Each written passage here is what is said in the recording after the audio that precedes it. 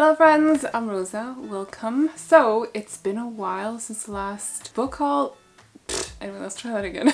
Book haul that I've done here on the channel. So I've been really good at not purchasing so many new books, more like I'm waiting for myself to pull myself together and get rid of some books so I can make room for new ones because I've run out of space. And so I just don't really do a lot of book hauls these days because I don't really buy a lot of books. It's been 3 months, but I have 23 books that I've gathered over the past 3 months now, and I want to show them off to you guys. Introduce them to the channel. Some of them I have, well, one of them I've read. One of them I'm reading, and I think that's about it. So, also there are 2 books that I already have, but I've gotten them in other editions. They're presents from my mom as well, so I will make sure to leave links to all of the books in the description box down below if you want to check them out. But I think we should get started. So this is like loosely divided into categories. We're starting out with some fantasy, but there's some romantasy mixed in there as well. I just didn't want to split them up too much. So we're starting out with one of the Illumicrate special editions that I have, because I do have a fair amount of special editions. I always do when I do book hauls, because I do get these on a daily, or on a daily basis. What the heck? No, that's overdoing it. On a monthly basis. So we have Goddess of the River by Vaishnavi Patel. And I believe this is first of all, she's stunning. It's a colorway change from the original. It's like blue and yellow or blue and orange, something like that, instead of sea green and pink. We have these stunning edges as well, gorgeous end papers, and some foil on the naked cover. A powerful reimagining of the story of Ganga, goddess of the river, and her doomed mortal son. And it's from Vaishnavi Patel, who also wrote Kaikeyi. Every time I see that name, I'm like, I know precisely how it's pronounced. And then I try to say it and I fail. I don't know. So she's stunning though, gorgeous. We love a mythology book as well, especially if it's I love Greek mythology. I love Greek mythology, but I also want to see other mythology. You know? I want to read stories inspired by other mythology, because Greek is kind of done and done, you know? I love Greek mythology. All respect to Greek mythology. Okay, but it's cool to see something else as well. So I'm excited to be reading this at some point. I do have an arc of Kaikeyi. I forgot how every time I see it, I'm like, that's how it's pronounced. And then I try to say it, and I'm like, no, this doesn't sound right. Anyway, I have an arc of it, so I have to read that one as well. I just haven't gotten to it yet. But she's gorgeous, she's stunning, she's beautiful. Next 2 books I got from my mom. So I already have the Waterstones edition of Iron Flame, but this is the US edition. They have had these with the black edges at my bookstore for months. This was on sale as well. And my mom was like, do you want it? And I'm like, I kind of want it. I kind of want it. Do you want it as a present? I would not say no. So she got me this, and I'm very, very excited to have it because I do have the first edition of, what's it called? Fourth Wing? Yes, Fourth Wing as well. The one with the dragons on the edges, and this is the one that technically goes with that one. So it's nice to have both. I have the UK ones from Waterstones, and now I have the US ones as well. It has maps, or a map, on the end pages, which is also very nice. I like that. I like that a lot. And this is probably the edition that I'll be reading. To my fellow zebras, not all strength is physical. Ooh, okay. But Fourth Wing is basically about, it's a girl who ends up at this college, Basquiat College, which is, they're training to become dragon riders, even though she was not supposed to be training to become a dragon rider. She was supposed to be a scribe, so someone who hangs out in libraries, reads books, you know, records information and all that stuff. Records? Writes down information. You know. She was supposed to be one of those. But her mother last second was like, never mind, I'm throwing you in with the dragon people. Have fun. This is very intense. The trials to become a dragon rider, very intense. Some people die. And so our lead girl is kind of screwed because she is not trained for it. She's not prepared for it. She's kind of thrown into it.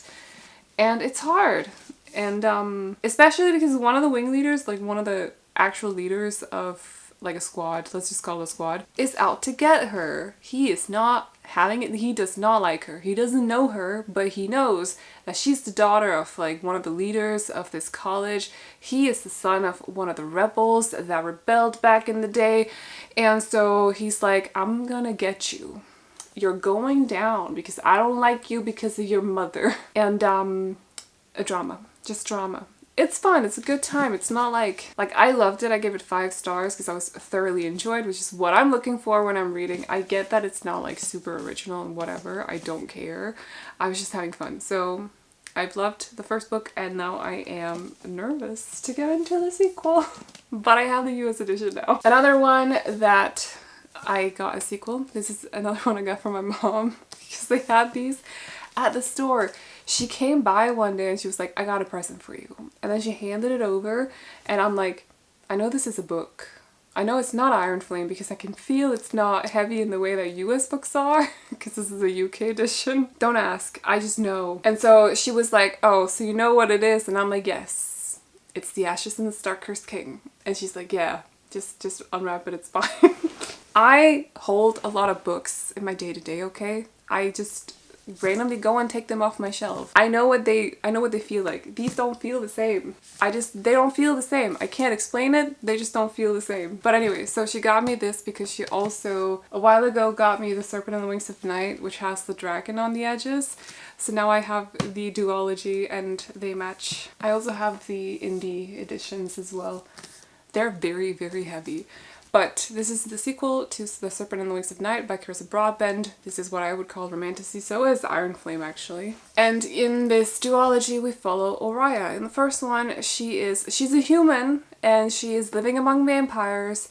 And this is not easy because vampires are super dangerous and humans are fragile. And so she's constantly living in fear of being attacked. She is also the daughter of like the vampire king, so technically she's protected, but it's not safe. Regardless of where she is, it's not safe. So what she does is that when there's this competition taking place that is it's like, how do you explain it? It's planned by the gods. The competition is like started by the gods. Anyway, she decides to partake in it despite all the other participants being vampires. But if she ends up winning, there can only be one winner, by the way, and it's a very deadly competition, but if she ends up winning, she gains a favor with one of the goddesses. And she can use this to protect her and, you know, basically become untouchable to the vampires, and so that is her goal. But it's a very dangerous competition, and so you need allies when you're partaking in it. And there is this guy from like an opposing enemy faction of vampires who's being a little bit pushy about it, but offering to become her ally, and she's like, nope. But he's like, yeah, I think you wanna team up. And so they end up teaming up. They don't like each other, kind of.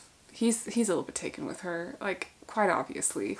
She's slow to warming up. She has her reasons, but slowly they get closer, and this is difficult because the competition, there can only be one winner. So what's gonna happen? Who knows? And this is not about the competition at all. I didn't love this one as much as I love The Serpent and the Wings of Night, but I still loved it a lot, and I'm happy that I have 2 editions of it. Then we have Honey Witch by Sydney J. Shields. This is the Fairy Loot edition, so it has, I didn't say this in the unboxing, but I don't like this alternative cover. If I hold it like this, right, can you tell the title? Because I can't see the title. I know that there's like something going on here, but I can't see it. It's nice, Honey Witch, like with the foil and stuff, but as soon as there's no light reflecting the foil, you can't see the title. And so it kind of just blends everything together. They've also changed the I'm sorry, they're called summer birds in Danish, and so I just get a little bit confused. Butterflies! You can't see them that well because they're orange in the original cover, they're blue. They just kind of like, everything just kind of like blends together in a way. So I actually don't like it. The more that I looked at it afterwards, after the unboxing, I'm like, maybe not. But anyway, it's an alternative cover though. We also have, first of all, edges that are super cute, and I can't wait to display them during winter. We have foil on the naked cover of a honey jar. End pages that are also foiled, and I really like this vibe, by the way. Different end pages in the back, also foiled. And for a change, because you don't really see this very often anymore, I think this is one of those customizations that they've kind of moved past. But there's inside just jacket art as well. It's reversible, so it's an alternative cover if you want it. And it's cute. It's very fall-like, I feel, even if the original book cover is not necessarily fall-like. It's more summery, actually. I can't really remember what this book is about, though. I'm not gonna lie. A wonderfully heartwarming romance with a beautiful cottage wit setting. Alright, I think it's very cottagecore. Witchy cottagecore. The story follows Marigold, a girl training to become the next honey witch, and a grumpy magic skeptic in a tale of bravery, self-discovery, and love. Anyway, so we have a honey witch. They also have this at the store, but not in this edition. Then we have another one I would say is a romantasy, A Feather So Black by Lyra Celine. This is also a Fairy Loot edition. She is completely redesigned, so she's stunning, by the way. I love the like black swan, white swan kind of moment. And these edges, I adore. I want more edges like this, thank you. We have both naked, it's a naked cover, what's it called? Art on the naked cover behind the foil here, which is silver. Don't know if you can see, but there's like leaves or feathers I think it is, on the naked cover. So kind of behind the foil, it's the same on the back. Beautiful spine. We have end pages that look like this. I believe they are the same in the back, which is completely fair because we do have like more customizations. Because this one also came with inside dust jacket art, which is a colorway change of the original cover. So, oh, and she's also signed, by the way. And yes, I do talk about my books in he, she. I don't know. It's fine, don't ask. A Feather So Black is a sizzling fantasy romance set in a world of perilous magic and moonlit forests, spinning a seductive tale of a changeling princess, her cursed sister, and the dangerous Fey Lord she must defeat to save her family. Discover a hidden gate to the Fey realm and join Fia, a changeling turned spy, in her efforts to bring back a stolen princess who is cursed to turn into a swan by day. That reminds me of something. I don't know, that reminds me of something. It's like, reminds me of something. Some kind of fairy tale. Everything is made more complicated by an accompanying prince? I was so confident. And a gradually growing suspicion that the truth of her mission may be different than it seemed. Oh dear, what is going on? Oh no, isn't that her sister? A changeling princess. I'm confused. I don't know what's going on anymore. Anyway, we'll read it at some point. It's gotta be a good time, maybe, if the book is good. Oh, we also have on the top and bottom as well. These edges are so nice. I want more edges like this. Oh, I want to show you very beautiful edges later on as well, but we got more books. In 2 more books, I'm going to show you beautiful, stunning edges. We also have Nectar of the Wicked by Ella Fields. This is another Fairy Loot edition from their Romantasy subscription, which... Is this my only Romantasy book? Oh right, because this month hasn't arrived yet. I mean from their Romantasy subscription. The cover here is redesigned, but oh my gosh, does it look like the Broken Bonds covers. Like... It basically looks like a little bit more of like a pastel butterfly. I almost call it summer birds again. I don't, it's fine. But it does give the bonds a tie, right? It does. On this one, we also have, we have foil on the front and a spine and foil on the back. We also have these cute, very cute mushroom edges that kind of gives like a little bit Emily Wilde's Encyclopedia of Fairies. And we have these foiled end pages that are the same in the back. I like this artist, but I've pointed this out before. This is like a taste thing, but maybe it's a thing because I'm a tall woman. You know, I got a set of shoulders. I'm, as my dentist said, you are of a sturdy build. And I'm like, yes, I know. I can step on you and probably break your foot. It's fine. And so one thing I know about this artist is that they tend to do like very big size differences in their women and men. Like the difference between their women are always very, very small and their men are always very, very large, regardless of what couple it is. Like Jude and Cardan, I never really imagined them as having like a big... Like Cardan is a bit of like a... He's not like, you know, he's not the Hulk. he's a bit less, I don't know how to phrase this anyway. So being drawn like very buff just didn't look right to me. But that's like my personal opinion. Artists can do whatever they want and I fully respect it. This has less of a difference between the two characters than some of their other art, so I'm happy about that because it would have bugged me a little bit. I'm not gonna lie. It's probably because I'm a tall woman. I just don't fully understand it. Anyway. Nectar of the Wicked indulge in a dark and whimsical story of an unwanted changeling, more changelings, who must find a way into the fairy realm in pursuit of the truth. Luckily, an irresistible and wicked fairy king offers her everything she has ever wanted, but as it often does, it comes at a price. I think it's something to do with marriage. His treasure, a perfect pet, he offers a trade. He will take me to the fairy realms to assist in my search for the truth of who I am. In return, I must agree to marry him. I knew it. I thought it was marriage. It is marriage. Oh, it's gonna be a good time to read that at some point. Also on KU. So then we have an Illumicrate YA, which is To Gaze Upon Wicked Gods by Molly X. Chang, and this is a stunning cover. It's a colorway change. We have these beautiful edges as well that kind of look like a pink column. Of course this had to happen while I was recording. Go away. Anyway, and we have stunning, beautiful end pages as well that you'll see in a second. Beautiful art on the naked cover, which looks like this. End pages in the front look like this, and in the back they are different because we have our dude here. So, and then I believe it is also signed in orange by the author. She has power over death, he has power over her. Oh right, it's this one. When two enemies strike a dangerous bargain, will they end a war or ignite one? So, girl with death powers, the dude who is a prince and has power over her, and she basically becomes his assassin and like protector, if you will, or as it says, or not protector, but she has to eliminate his political rivals with her death powers. Are the evils of their agreement really in the service of a much greater good, or will she betray her entire nation to guard those she loves the most? Because in return, he promises to protect her family. So I don't know. I cannot answer. I'm still obsessed with these edges. Like, we have Of Jade and Dragons by Amber Chen. And let me just, first of all, it's not a redesigned, but a colorway change of the original cover, which is more like greenish. This is very blue, but like, look at these edges. Look at this dragon. I am obsessed with this dragon. I'm obsessed with it. It's stunning. I showed my mom and she was like, usually she doesn't really care that much about my books, but she was like, whoa. And then she just sat there and stared at it.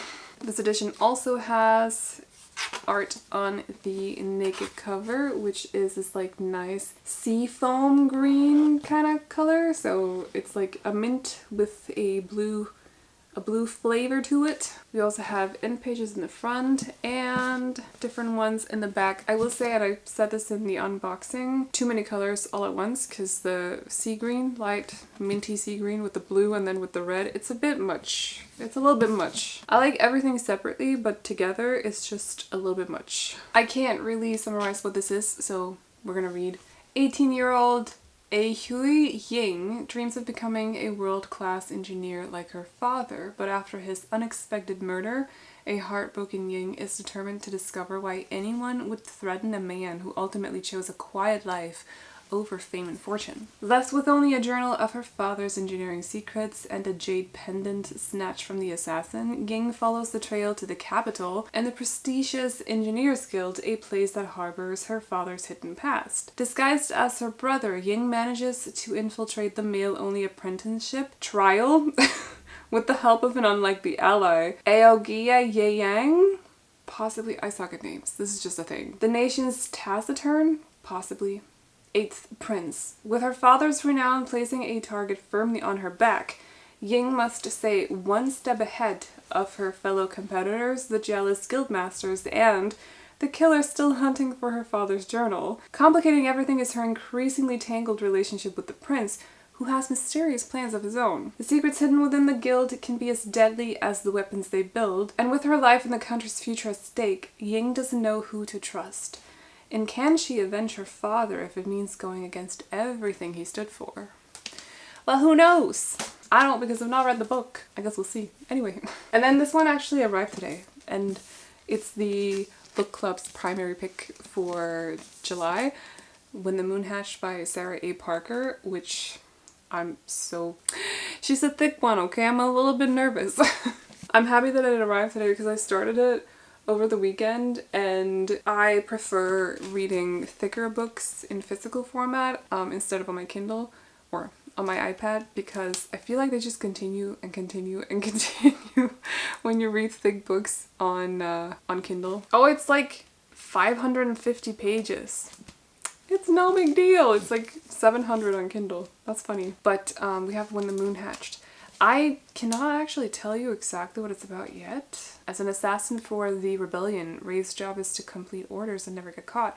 I know that at the start of the book she's hunting someone, but I hadn't actually read the synopsis before going into it, because I tend to do that, or tend to not do that with like super hyped releases. I just go into them. I'm like, surprise me! So I just go into, like, I don't know. When a rival bounty hunter shatters her world, Rave finds herself captured by the Guild of Nobles, a group of powerful fae. Okay. Well, that explains something. Crushed by the loss of his great love, Dragon Rider Khan Vagor took the head of a king and donned his melted crown. Now on a tireless quest to quell the never-ebbing ache. Why are these words so difficult for me today? Oh my gosh, let's do that again.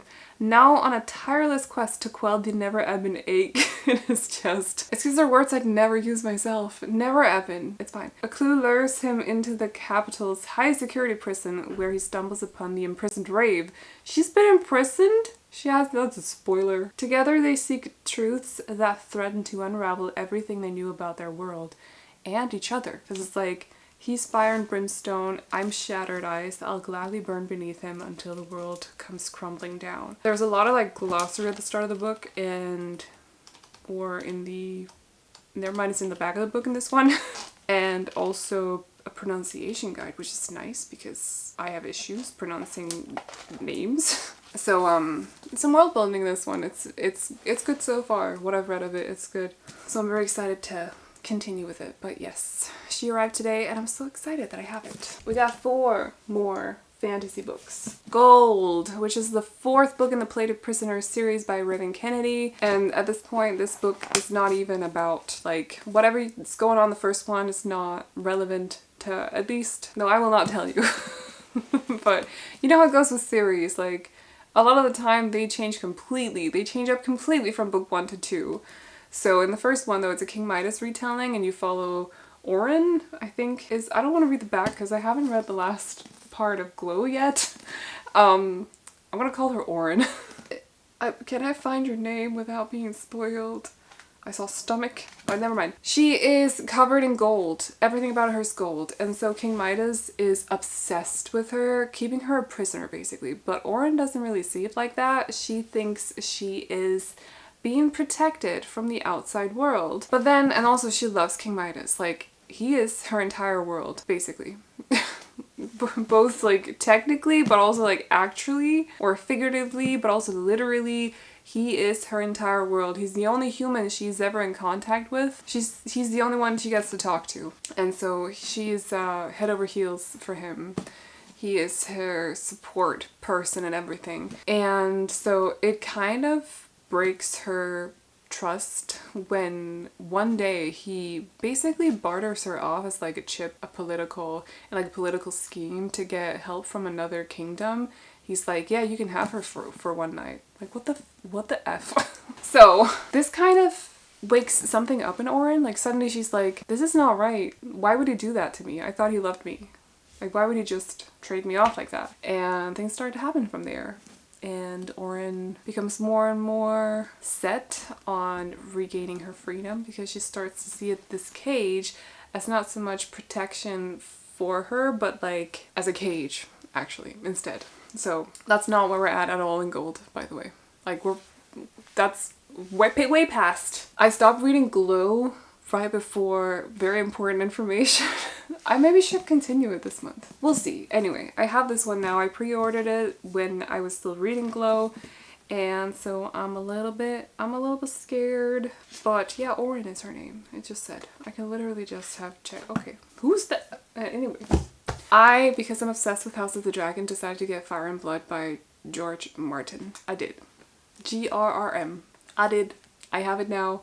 This is, well, it's a story. It's like the recorded story of the Targaryens. So it's written through like, it's not written like a book per se. It's more like written as how people have perceived the story. So think like unreliable narrators throughout this whole thing. Everything that's in this you kind of have to question a little bit. And they also have these illustrations throughout. This would have been so good to have as a hardback copy, but I have the rest of them as paperbacks, so I figured I would just get one that fit with that. Is that this? Oh dear. Oh dear. Anyway. Ooh, it's Monday, so that means there's a new episode out. Tonight's gonna be good. Anyway, I'm excited. So I love House of the Dragon. I am obsessed, and I have the book now.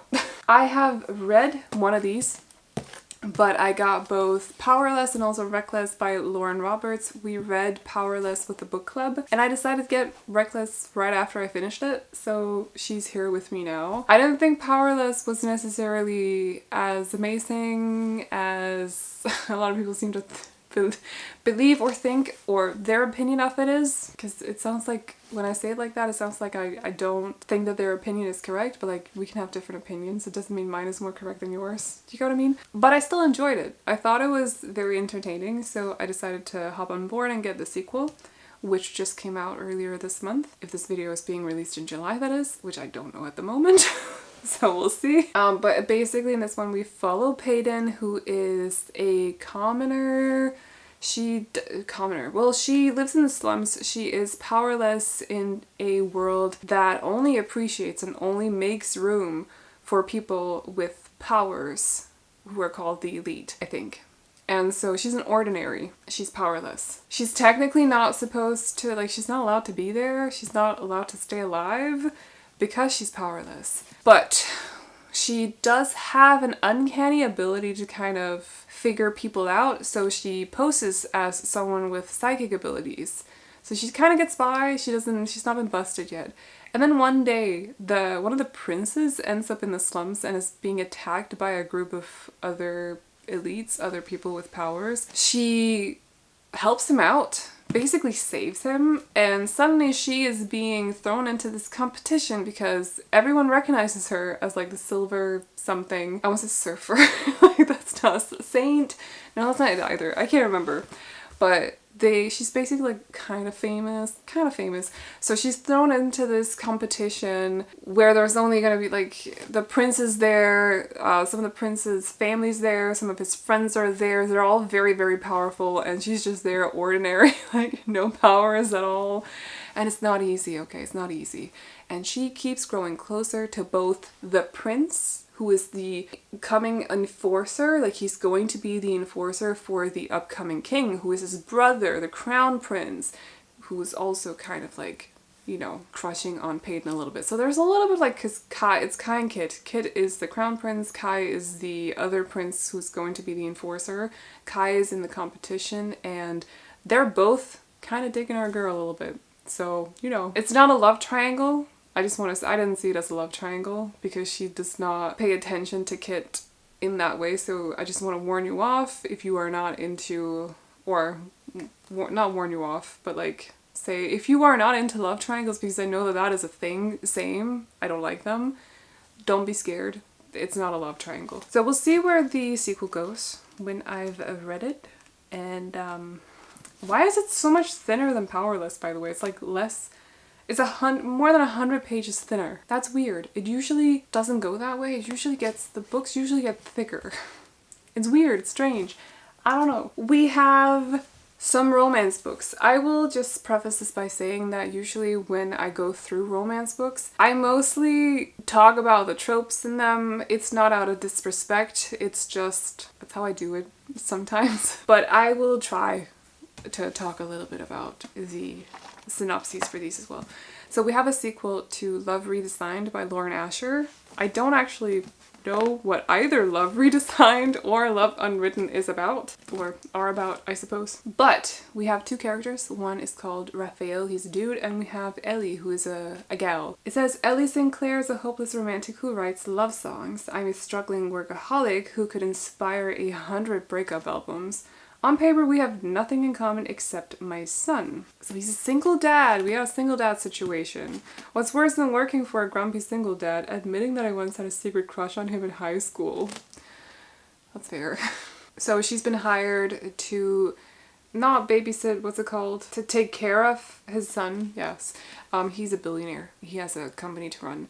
I'm not material in like money, like I don't care what people earn at all, but I do find billionaire stories kind of funny. I also love the ones where they're just like, you know, normal people. There has to be something a little bit for everyone. I think I have another one that's also a billionaire story, actually. Oh, and she also has to teach him music. She's unemployed currently because she's a musician. It's not easy. It's not an easy life. So, does it sound like a second chance? I don't think so, but definitely single dad vibes, billionaire vibes, and, well, I know her from the past, so I'll give her a chance and help her out a little bit vibes. We have an Ana Huang book, so we have the fourth one in the Kings of Sin series, which is King of Sloth, which is just a title that I'm like, if you guys have watched Seven, right, it's not really, I'm not saying like the 7 deadly sins are like sexy or whatever, because I don't think so. Like, I don't know. I don't know how to explain this in a way that won't make me judged. But anyway, sloth just sounds kind of like it sounds kind of lazy. It sounds kind of lazy. So I'm a bit like, how's this gonna work out? Like, I don't know. I have no idea. I'm not saying that wrath sounds, you know, good either. Like, definitely not. I think the only one where I'm like, I would stay so far away. Okay, like I get that you could make something out of lust. It's Ana Huang. It's what we expect, right? Okay, I'm glad we're on the same page. But another one is pride. We can kind of make that work. The rest are a bit like, how are we gonna do this? Maybe envy as well. I think that one would work as well. But the remaining 4, what are they? Sloth, greed, wrath, and sloth, greed, wrath. Is it gluttony? Wait, is that a thing? Yeah, it's gluttony. And I'm a bit like, how is she gonna make that one work? Like, even the word gluttony is a bit no. So I'm very curious to see where this is gonna go, King of Sloth. But he never wanted anyone enough to chase them until he met her, so he's a bit lazy like that. I get it. Charming, easygoing, and rich beyond belief, Xavier Castillo has the world at his fingertips. I think we've met him in King of Wrath. I don't know. He also has no interest in taking over his family's empire, much to his father's chagrin? Chagrin? That's a word I've never come across. Chagrin. Chagrin. Chagrin. Annoyance or distress at having failed or been humiliated. Okay, chagrin. But that hasn't stopped women from throwing themselves at him unless the woman in question is his publicist. Oh, that's funny. Nothing brings him more joy than riling her up, but when a tragedy forces them closer than ever, he must grapple with the uncertainty of his future and the realization that the only person immune to his charms is the only one he truly wants. So it's like, oh, she's been there all along. Yes. Cool, intelligent, and ambitious, Sloane Kensington is a high-powered publicist who's used to dealing with difficult clients. However, none infuriate or tempt her more than a certain billionaire heir with his stupid dimples and laid-back attitude. She may be forced to work with him, but she'll never fall for him, no matter how fast he makes her heart beat, or how thoughtful he is beneath his party persona. He's her client, and that's all he'll ever be, right? Anyway, this is gonna be fun. These are a good time. I like Ana Huang. It's gonna be fun. I have a sequel to Love Light Farms, In the Weeds by B.K. Borson, and this is about 2 characters that you actually meet in the other book. So she is, Evelyn St. James. She is an influencer, Instagram woman with huge business and super successful. And the guy is one of the people working at Love Life Farms, and he's a bit grumpy. He's a bit private. They have had an encounter that might have ended up at a hotel, okay? And then they parted ways. But neither of them can get their minds off each other. And this is what I know from having read Love Light Farms. Yep, Evelyn St. James isn't the kind of woman you forget. Beckett Porter certainly hasn't.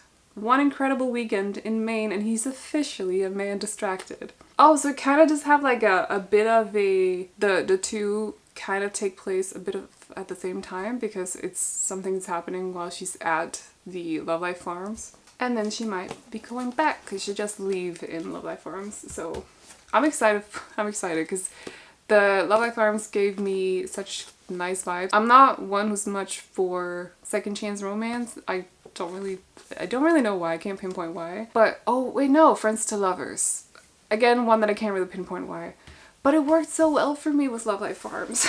A lot of feeling in that one. So I'm excited to revisit that series. We have an Emily Henry. This is an Afterlight edition. So it is, I believe, just the standard cover. And then it has these edges that go with it. And we also have art on the naked cover, which is very cute. We have end pages that look like this. And in the back, they look like this. Oh, and it's signed, by the way. I think it's a signature? Yes. Daphne always loved the way Peter told their story. That is, until it became the prologue to his actual love story with his childhood bestie, Petra. That is so sad. Especially if you've been like rooting or not rooting for this guy, but like you've liked him and then he's just like, yeah, there's this other girl, by the way. Which is how Daphne ends up rooming with her total opposite and the only person who could possibly understand her predicament, Petra's ex, Miles. As expected, it's not a match made in heaven. That is until one night, while tossing back tequilas, they form a plan. And if it involves posting deliberately misleading photos of their adventures together, well, who could blame them? But it's all just for show, of course, because there's no way Daphne would actually start her new chapter by falling in love with her ex-fiance's new fiance's ex. I'm sorry, what? Her ex-fiance's new fiance's ex. Oh, they were engaged? The drama. Oh, so it's not even just a friend. Oh my goodness. Oh, honey. Anyway, I love Emily Henry, so that's why I have it. I did not know what it was about until just now. I trust Miss Henry. Okay, I trust her. She's gonna break my heart a little bit. I'm fine with it. You can take it out and stomp on it if you want to. We're completely good. I have Taming 7 by Chloe Walsh, which is the 5th book in the Boys of Tommen series. I have no idea what this is about. Not a clue. Not a single clue. She's the quintessential sunshine girl. He's the lovable class clown, but storm clouds are rolling in, and this Tommen boy is about to get serious. Okay. Yeah, I don't know. We're gonna have a fun time with this one. I hope I like them because otherwise we'll find a new home for them. But I pre-ordered this a long while ago, so she showed up and I'm like, oh right, yeah, I got that book.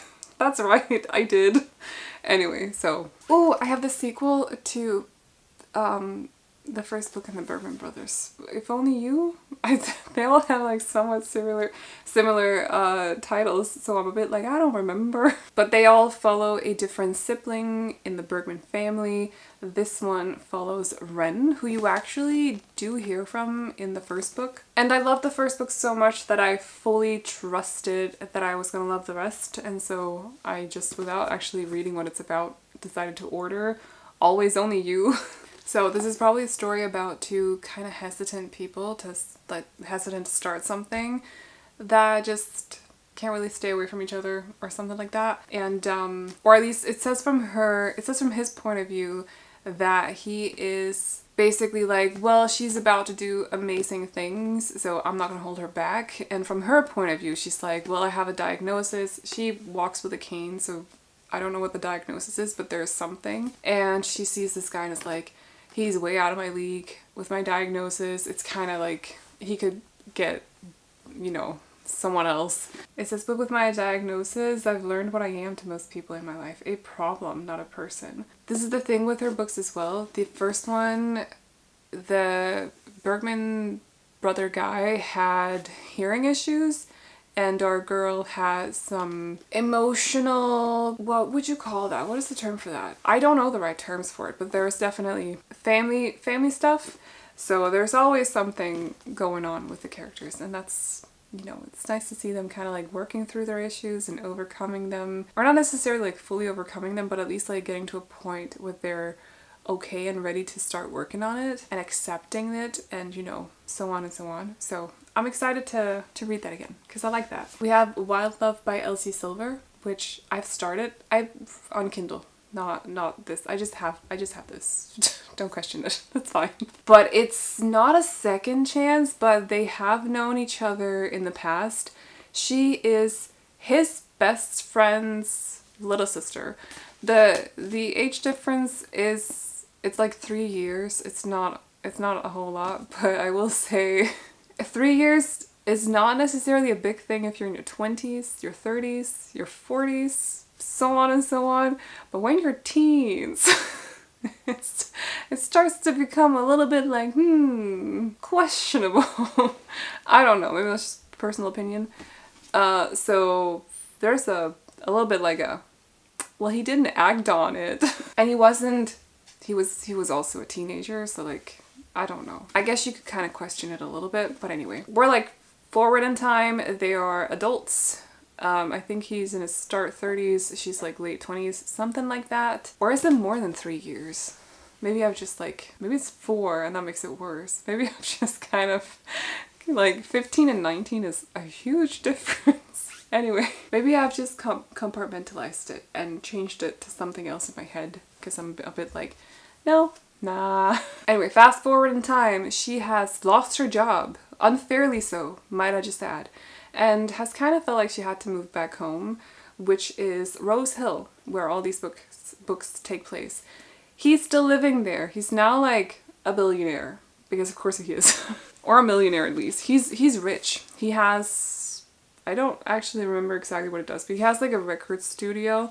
And so when she shows up one day, obviously in need of help, even though she won't admit it, and also she's just dealing with something, like something has happened. She's not really ready to talk about it, but she does need a helping hand.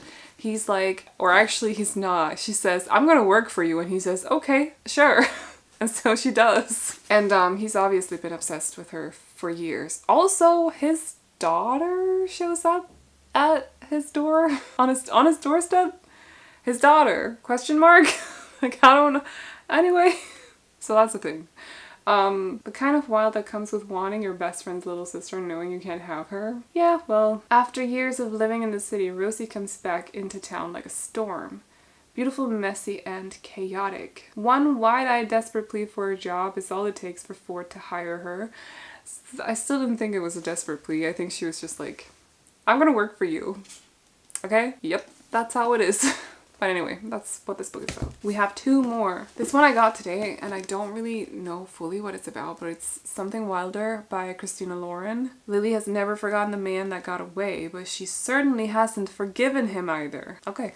As the daughter of a notorious treasure hunter, Lily makes ends meet using her father's coveted hand-drawn maps, guiding tourists on fake treasure hunts through the canyons of Utah. That's interesting. Is that a thing? Anyway.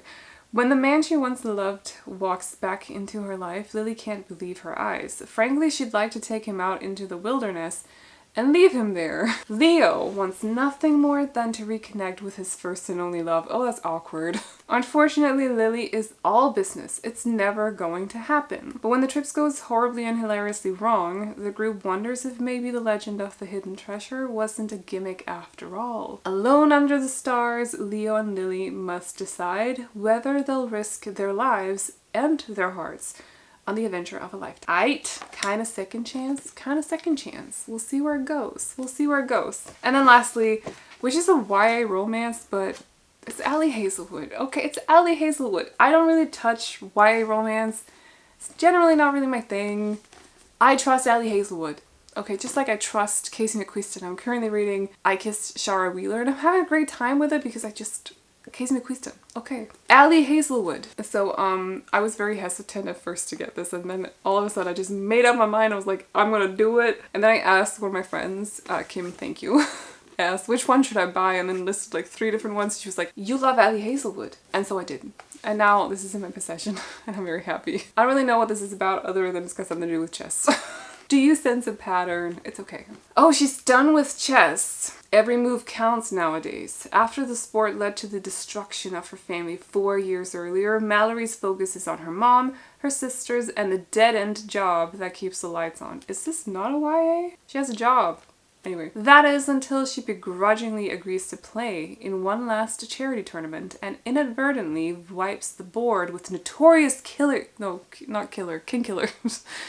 That took a turn I was not supposed to take. Notorious king killer. That sounds more chess-like. Nolan Sawyer, current world champion and reigning bad boy of chess. I didn't know there would be a bad boy of chess, but sure. I believe you, Ellie Hazelwood. I believe you. Nolan's loss to an unknown rookie shocks everyone. What's even more confusing, his desire to cross pawns again. That's good. That's good. What kind of gambit is Nolan playing? That's also good. A smart move would be to walk away, resign, game over. But Mallory's victory opens the door to sorely needed cash prizes, and despite everything, she can't help feeling drawn to the enigmatic strategist. As she rockets up the ranks, Mallory struggles to keep her family safely separated from the game that wrecked it in the first place. And as her love for the sport she so desperately wanted to hate begins to rekindle, Mallory quickly realizes that the games aren't only on the board. The spotlight is brighter than she imagined, and the competition can be fierce. And then it says, in parentheses, attractive and intelligent and infuriating. ... There is something... Get off my book. That was good though. His desire to cross pawns again. What kind of gambit is Nolan playing? Oh, I love Ellie Hazelwood. Anyway, I'm confused because I thought this would be YA, but it doesn't sound like... I don't know. I guess we'll see. I'm gonna love this, I already know. Anyway, lastly, this one is a bit weird because I pre-ordered this thinking that I was gonna order volume 5. It's Lore Olympus volume 6. I don't have volume 5 still. So now I have 1, 2, 3, 4, 6. I'll get volume 5. Okay, I'll get it. I love Lore Olympus.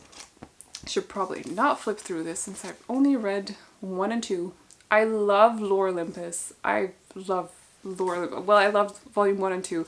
I'm sure I'll love the rest, which is why I'm okay pre-ordering and just supporting this and just having a great time with it. They are like gourmet food of comic books to me personally. It's Greek mythology retelling of or a retelling of Hades and Persephone, and I'm gonna just, don't read anything, but like this is the vibe. Super colorful, kind of different, and I just love it. And I love Core so much. Oh no, spoilers.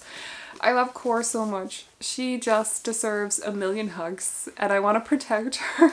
And I adore her. Okay, so I'm excited to continue this. I need to order volume 5. That is a thing. Anyway, but yeah, Lore Olympus. This is so heavy. Wow. Lore Olympus. And that was it for the book haul. That was a lot of talking. I don't regret it for a moment. I hope you enjoyed this. A lot of new books. I'm gonna not enjoy putting them back on my shelves, but that'll be fine.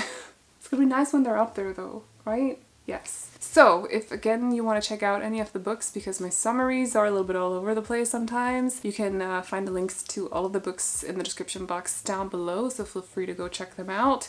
If you've read any of them, let me know the positive and negative things about them. If you want to share your thoughts at least. If you don't want to, that's completely fine. But that is all I got for you guys today, so I hope you all enjoyed this video. If you did, feel free to hit the thumbs up. And if you want to see more videos like this from me, but also all the other booktube stuff, definitely consider sticking around by clicking on the subscribe button. I am truly gonna leave you to it now though. I hope you enjoyed it, and I'll see you all in the next one. Bye bye!